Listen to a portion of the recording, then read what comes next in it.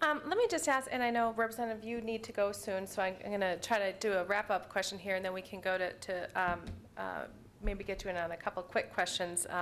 But how immediate is this need? How urgent is this? That we look, I mean, all of the work that the commission did, it came out, it was presented, and other than, you know, Representative Lenczewski being willing to carry that, to put it out there, there wasn't really, I think from the administration, a real desire to actually push that forward. So how much time do we have here? I mean, how much time do we really have before we're going to be in an even worse situation than we are right now? Mark, you want to start with that doom and gloom scenario?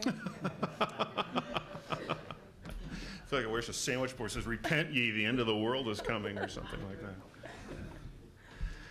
that.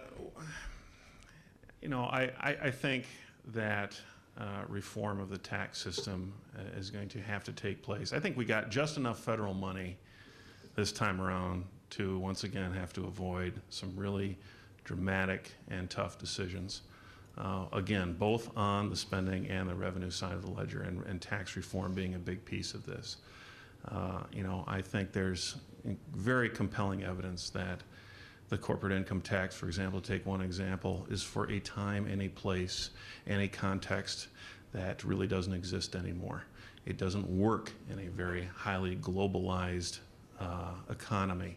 As a matter of fact, one of the nation's leading tax experts has said, let's basically stop pretending that the corporate income tax belongs in the Department of Revenues around the country and put it where it really belongs right now, in economic development agencies. Because that's what it's being used for right now, to carve out various incentives and giveaways and things of that nature. It's an economic development piece, not a revenue system piece. So we need to start thinking about those sorts of things, and clearly these are very sort of ambitious ideas that need to be put on the table. But you know, from where I'm sitting and looking at what I hear and reading what I read, we got an economic reset going on right now that is lasting, that is not going to result in a second biennium bounce back. Things have finally changed. It really is different this time.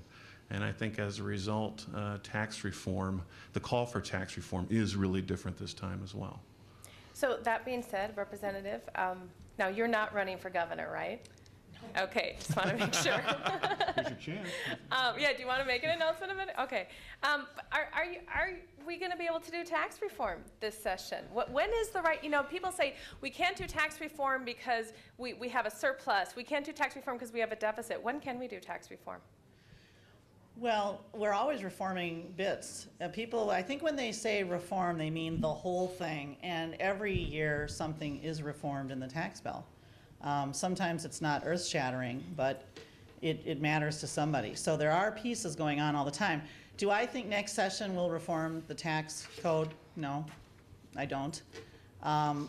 You know, we have a lame duck governor, so to do that you need a governor who's ready to do something in that regard, and I don't mean it disparaging. I actually have always liked the governor. I get along with him. I disagree with him on a lot of issues, but you know, this is typical for any governor. You know, you're in your last year of your 8 years, and you've got a legislature that's not going to play ball with you. So you know, there's not going to be tax reform next year in any big way, because you really have to have the legislature and the governor together getting something done. So is that a loss for tax reform? No, because we are going to have a new governor in a year. Less than a year. The election's over less than a year from right now.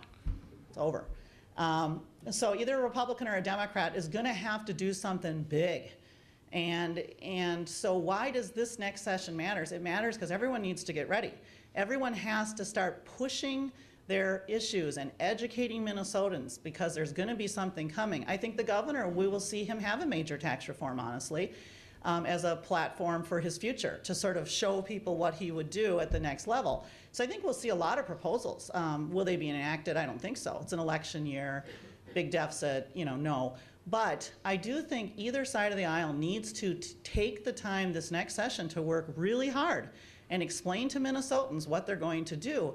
And I know people think, well, one party will do a big bunch of tax increases and the other won't. You know, that's not true either. If you look at the history of Minnesota, there are no governors who haven't raised taxes, no matter what they say. I mean, they're just fees, or they're, you know, dedicated taxes, or they're property taxes, or they're the straight up, you know, income, sales, whatever. So, including Governor Pawlenty, you know, he's certainly had his menu of all kinds of new revenue he's brought to the table. So there's going to be more revenue with a new governor. It's going to be more or less, depending on who the new governor is. It's going to be called different things, but there's going to be you know, revenue brought to the table by a new governor, particularly in year one. I mean, that's the politically safe year for a new governor to do it, so everyone can forget about it in year 4. But I think folks are going to, I think there will be quite a battle on tax reform and tax debate, because you're not going to pass something. You know, a new governor is going to get elected in a year, and then they have, I think it's 12 weeks from the time they are sworn in to propose their budget. So whoever that is, who's going to be that next governor, they're going to know what they're going to do long before they're elected. I mean, they're thinking about it right now. So people need to spend a lot of time next session working on this.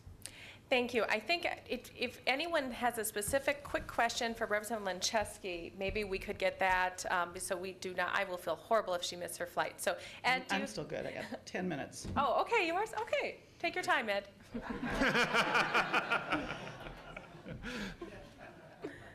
Could each of you tell us what you think is the fairest tax, or the best tax, and which is the worst or the most unfair tax? Did people hear the question? Ed asked what is considered the fairest or best tax, and then what would be the most unfair worst tax. I don't know if I paraphrased it exactly, but so Mark, you want to? Boy, I don't want to think about this first. Okay. Well, I'll take a shot then. I personally like progressive taxes. I like things based on their ability to pay. So I prefer those over ones that are regressive. But I would say the best tax is the one that's the most transparent and the most understandable. And there are oodles of taxes that people don't know about and don't know they're paying. And there's all kinds of preferences and loopholes built into the tax code that people are just completely unaware of. So, I would argue those are the absolute worst.